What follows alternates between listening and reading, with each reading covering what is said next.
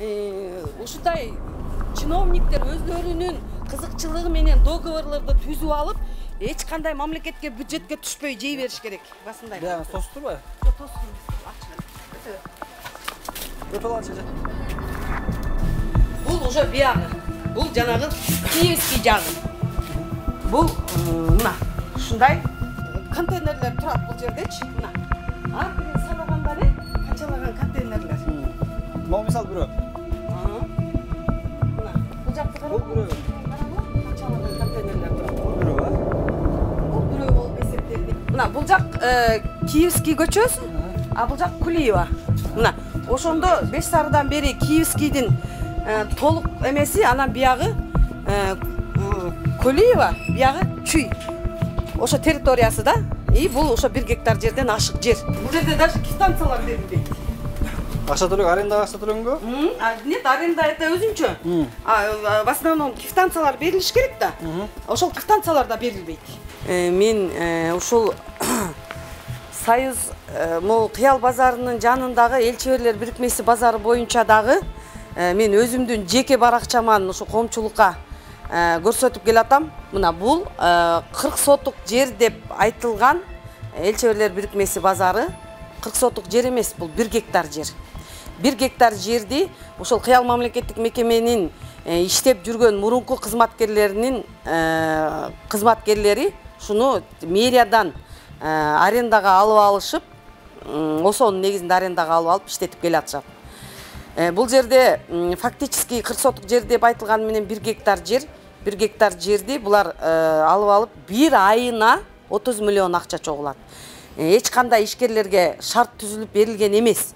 Анткени бүт контейнерлерди өзлөрү жасаган, аябай ысыкта ысык, суукта суук, үстүлөрүнөн жамгырлар агат, бүт ишкерлер өзлөрү жасатат. Охранага өзүнчө чогултушат, светке өзүнчө чогултушат. Ошентип айына 30 миллион акча бул жерден чогултулуп келген дагы мамлекетке төлөнгөн акча. Мен ошо кызыктар болуп, ошол именно ошол жерде 20 жыл иштеген ишкер катары мындай эмеси бар.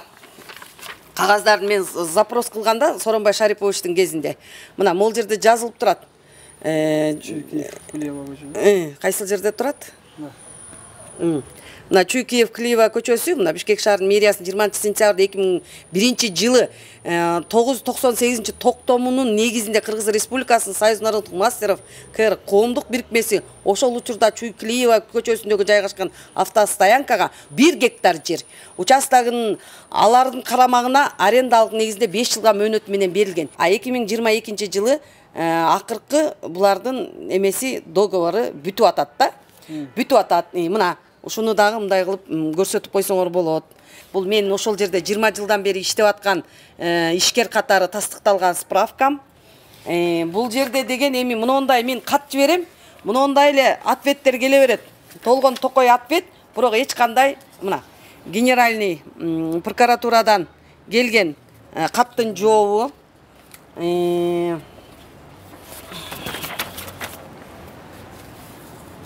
Бул тоже шаардык прокуратурасынан, Бишкек шаарынын прокуратурасынан келген. Булар өздөрү директорлер, ушул Кыял, ушул элчеберлер бирикмесинин арендага алып алган директорлер өздөрү билгендей мындай договорлорду түзүп алышып, ишкерлерди иштетип келишет.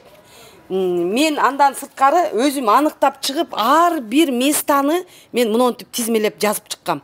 Албетте бул жерде туура кичине туура эмес жазганым, канча квадрат метрин жазбай койгом дагы, ошол именно контейнерди ээлеп турган хозяин, орундукту ээлеп турган хозяиндер менен төлөнгөн акчасын гана бирден эсептеп мондай болуп жазып чыккам. Ошондо эсептеп чыкканымда мен могул жерде 22 миллион 673 миң 63 сом деп чыгарган экен, бирок бул жерде жазылбай калгандарын менен общий эсептегенде айына 30 миллион чогулат дегендин эмеси, аныктамасы, тактамасы мына мондай кылып мен ар бирин мондай кылып жазып чыккам.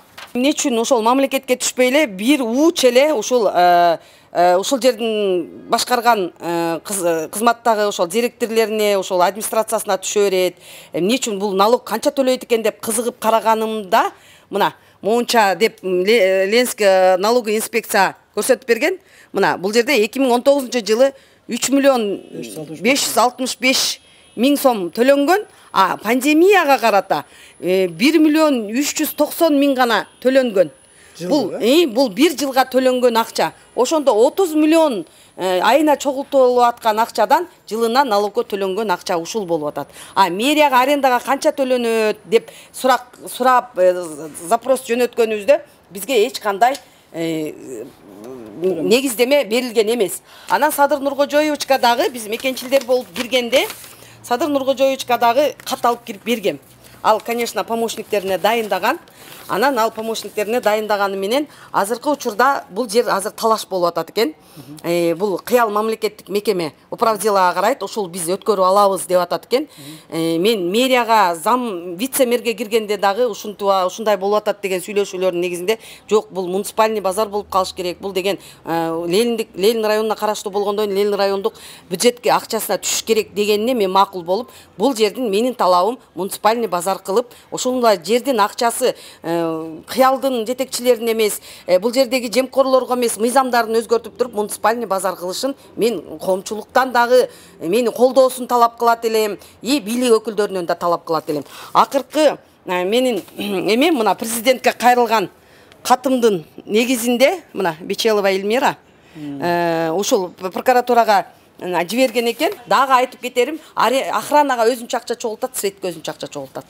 Ошону менен бул жерде чоң суммадагы акчалар бир мамлекеттин жерин өзлөрүнө ылайыкташтырып, мыйзамдаштырып алган кишилердин гана чөнтөгүнө 30 жылдан бери түшүп келатканы бул мени өтө өкүндүрөт да.